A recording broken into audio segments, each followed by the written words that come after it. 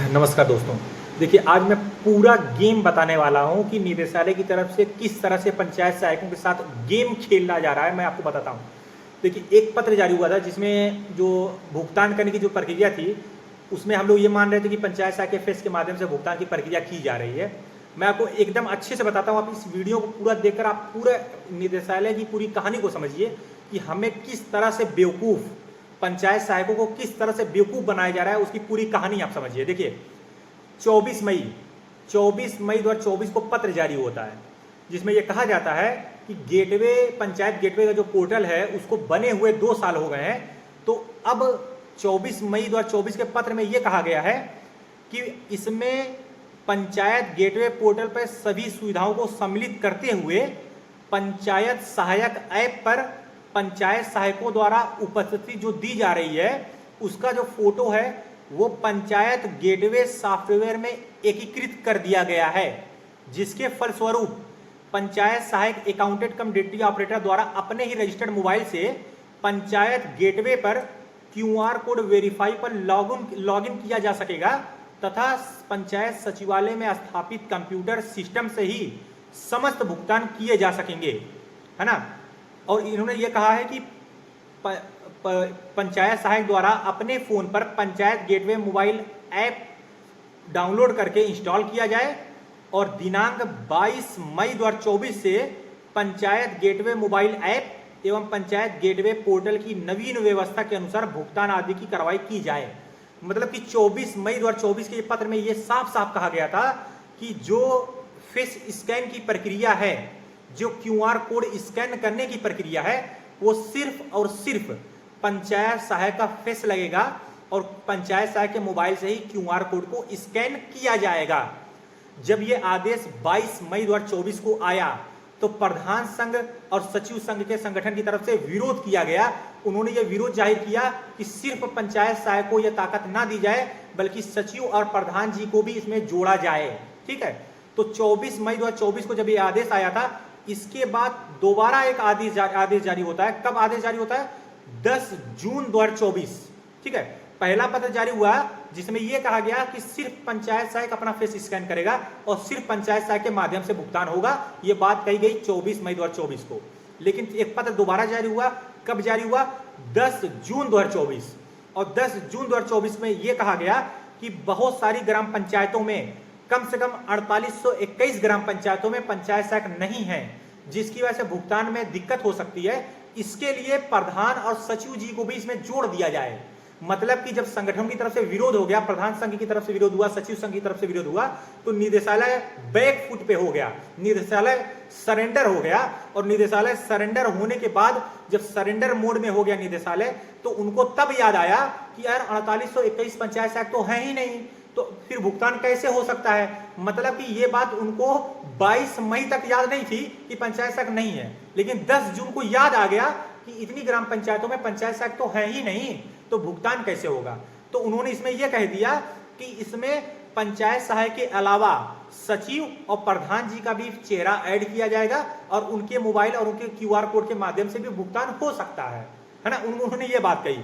फिर 3 अप्रैल को पत्र जारी हुआ और 3 अप्रैल को पत्र जारी होने के बाद उसमें साफ साफ ये लिख दिया गया कि भाई जो पत्र जारी हुआ था कि सचिव और प्रधान जी का उसमें चेहरा लगेगा, अब उसके बारे में ट्रेनिंग होने वाली है और ट्रेनिंग का पीडीएफ जो उसका आदेश मैंने आपको पहले भी भेजा हुआ है, तो उसमें ये साफ साफ आ गया कि फला फला जनपदों में फला फला तारीख को ट्रेनिंग है। इसका मतलब ये हुआ कि उसमें ट्रेनिंग में सचिव भी जुड़ेंगे, प्रधान जी भी जुड़ेंगे और पंचायत सहायक भी जुड़ेंगे। और उस ट्रेनिंग में यही बताया जाएगा कि भैया हमने क्यूआर कोड की प्रक्रिया ला दी है, भैया हम सरेंडर हो गए थे, हम डर गए थे, इसलिए डर कर हम सचिव जी को भी जोड़ दिए हैं और प्रधान जी को भी जोड़ दिए हैं और पंचायत सहायक को भी तो जोड़ दिए हैं। मतलब कि जो काम, अब आप सोचिए कि प्रधान सचिव जी के पास कई ग्राम पंचायतें होती है ना, एक ग्राम पंचायत तो होती नहीं, कई ग्राम पंचायत होती है, फिर उनका चेहरा क्यों जोड़ा गया भाई, क्या औचित्य बनता है। और दूसरी बात, प्रधान जी तो प्रधान जी हैं, वो तो गांव के अध्यक्ष हैं, उनको आप कर्मचारी क्यों बना रहे हो भाई। उनका तो ऑलरेडी डोंगल बना हुआ है, सचिव जी का भी ऑलरेडी डोंगल बना हुआ है, पंचायत सहायक का तो कोई डोंगल नहीं है ना, पंचायत सहायक तो सचिवालय के एकल कर्मचारी है ना। पंचायत सहायक से आप सर्वे कराओ, क्रॉप सर्वे, पंचायत सहायक से आप सचिवालय का शौचालय का सर्वे करवाओ, पंचायत सहायक से जनसेवा केंद्र का संचालन करवाओ, पंचायत सहायक से आयुष्मान कार्ड बनवाओ, जो पूरे उत्तर प्रदेश में सबसे ज्यादा आयुष्मान कार्ड हम लोगों ने बनाया है।